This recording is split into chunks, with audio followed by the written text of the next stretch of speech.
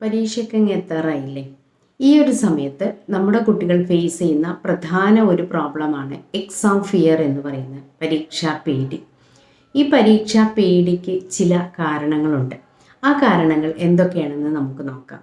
ഒന്നാമത്തെ കാരണം എന്ന് പറയുന്നത് ഫിയർ ഓഫ് ഫെയിലിംഗ് എന്നുള്ളതാണ്. അതായത് തോൽക്കോ എന്നുള്ള ഒരു പേടി നമ്മളുടെ ഉള്ളിൻ്റെ ഉള്ളിൽ വന്നുകൊണ്ടേയിരിക്കുന്നതാണ് പരീക്ഷാ പേടിക്കുള്ള ഏറ്റവും ആദ്യത്തെ പ്രോബ്ലം എന്ന് പറയുന്നത്. ഈ പേടിയിലേക്കുള്ള പ്രധാന കാരണം അല്ലെങ്കിൽ പരീക്ഷാ പേടി, ഫിയർ ഓഫ് ഫെയിലിംഗ് എന്നുള്ളതും നമ്മളെ മൈൻഡിലേക്ക് വരാനുള്ള ഒന്നാമത്തെ കാരണം എന്ന് പറയുന്നത് പുവർ ഹിസ്റ്ററിയാണ്. പുവർ ഹിസ്റ്ററി എന്ന് പറയുമ്പോൾ മുൻപേ ഉള്ള നമ്മുടെ ഹിസ്റ്ററിയിൽ നമ്മൾ പരാജയം എന്നുള്ള ഒരു കാര്യം ഒരുപാട് നമ്മൾ ഫേസ് ചെയ്തിട്ടുണ്ടാവും. വളരെ മാർക്ക് കുറഞ്ഞിട്ടുള്ള അവസ്ഥ, ഒന്നും പഠിക്കാത്ത അവസ്ഥ, അല്ലേ? പുസ്തകത്തിലേക്ക് നോക്കുമ്പോൾ ഒരുപാട് പഠിക്കാനുണ്ടെന്ന തോന്നലുള്ള അവസ്ഥ, ഇങ്ങനെയുള്ള പുവർ ഹിസ്റ്ററിയാണ് പരീക്ഷാ പേടിക്കുള്ള മെയിനായിട്ടുള്ള ഒന്നാമത്തെ റീസൺ എന്ന് പറയുന്നത്. രണ്ടാമത്തെ റീസൺ നമുക്ക് പറയാൻ പറ്റുക inadequate preparation for the examination. നമ്മൾ എക്സാമിനേഷന് വേണ്ടി വേണ്ടത്ര പ്രിപ്പയർ ചെയ്തിട്ടില്ല എന്നുള്ളത് തന്നെയാണ്.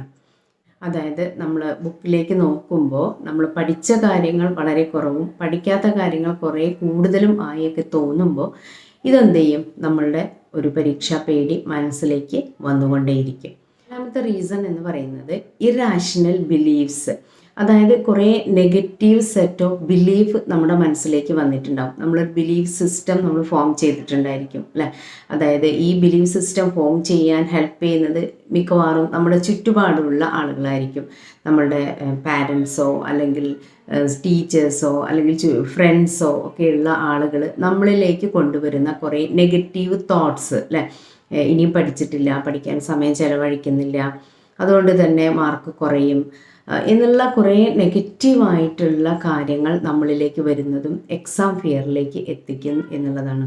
പറഞ്ഞിട്ടുള്ള 4 കാര്യങ്ങളിലൂടെ നമ്മൾ കടന്നു പോയിട്ടുണ്ടെങ്കിൽ അഞ്ചാമത്തെ ഒരു പ്രോബ്ലത്തിലേക്ക് നമ്മൾ എത്തും. അതായത് അൺമാനേജബിൾ പ്രഷർ എന്നുള്ള അവസ്ഥയിലേക്ക് എത്തും. അപ്പോൾ ഇത്തരം പ്രിപ്പറേഷൻ ഇല്ലായ്മയും നെഗറ്റീവ് തോട്ട്സും ഫെയിലിയർ ആവോ എന്നുള്ള പേടിയും ഇതെല്ലാം നമ്മളെ എത്തിക്കുന്നത് ഒരു മെൻ്റൽ പ്രഷറിലേക്കാണ്.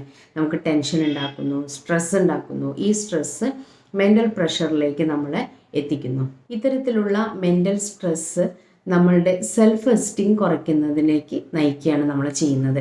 ഈ സെൽഫ് എസ്റ്റീം കുറയാന്ന് പറയുമ്പോൾ എല്ലാ കോൺഫിഡൻസും പോയി എനിക്ക് ഇനി ഒന്നും കഴിയില്ല, പഠിക്കാൻ കഴിയില്ല, മാർക്ക് കിട്ടില്ല, ഞാൻ തോൽക്കും എന്നുള്ള ഒരവസ്ഥയിലേക്ക് നമ്മളെ എത്തിക്കുകയും അതുവരെയുള്ള അത്ര പോലും നമുക്ക് പഠിക്കാൻ തോന്നാത്ത അവസ്ഥയും കൂടുതൽ പേടി വരികയും മനസ്സിലേക്ക് വന്നുകൊണ്ടിരിക്കുകയും ചെയ്യുന്ന ഒരവസ്ഥയിലേക്ക് നമ്മളെ എത്തിക്കുകയാണ് ചെയ്യുന്നത്. ഇത്തരത്തിലുള്ള പ്രഷർ നമ്മളെ ബയോളജിക്കൽ കോസസിലേക്ക് എത്തിക്കുന്നു. ബയോളജിക്കൽ കോസസ് എന്ന് പറഞ്ഞാൽ ഒരുപാട് ഡിസീസസ് നമ്മൾ ഫേസ് ചെയ്യും. തലവേദന, വയറുവേദന, അതുപോലെ ക്ഷീണം, പഠിക്കാൻ തോന്നാതിരിക്കുക, ഫാറ്റീഗ് ആയിട്ടുള്ള ഇങ്ങനെയുള്ള ബയോളജിക്കലായിട്ടുള്ള ഒരുപാട് പ്രോബ്ലത്തിലേക്ക് നമ്മളെ എത്തിക്കുന്നു എന്നുള്ളതാണ്. ഇവിടെയും നമ്മളുടെ പ്രോബ്ലം പരിഹരിക്കാതിരുന്നാൽ നമ്മൾ എത്തുന്ന അവസാനത്തെ അവസ്ഥയാണ് മെൻ്റൽ സ്ട്രെസ് എന്ന് പറയുന്നത്.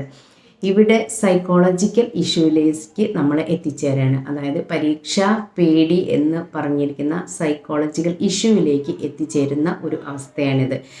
ഇവിടെ എക്സാം ഫിയർ എന്ന് പറയുന്നത് വളരെയധികം ഡെപ്ത് ലെവലിലേക്ക് എത്തുന്നു.